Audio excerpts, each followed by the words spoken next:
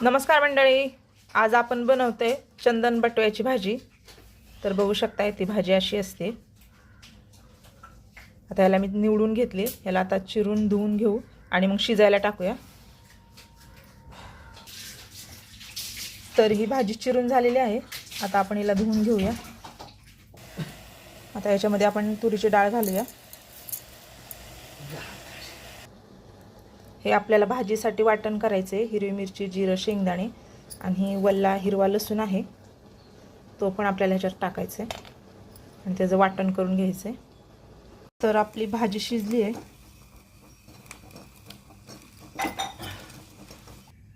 तर याच्यामध्ये आपल्याला थोडं ज्वारीचं पीठ घालायचं आहे, जे मी एक छोटा पोह्याचा 1 चमचा घातलेला आहे। 2 माप तेल तापायला ठेवले, याच्यामध्ये आपण आता जिरं घालूया। याच्यामध्ये आपण आता जिरं घातले, तर तेलात हळद आणि वाटलेलं वाटण घातले। आता याच्यामध्ये चवीपुरतं मीठ घालू आणि मिक्स करून घेऊ आणि एक आपल्याला 4 ते 5 मिनिटं भाजी शिजवायची आहे। तुम्ही भाकरीसोबत खाऊ शकता किंवा चपातीसोबत खाऊ शकता, पण खायला भाजी खरंच खूप छान लागते।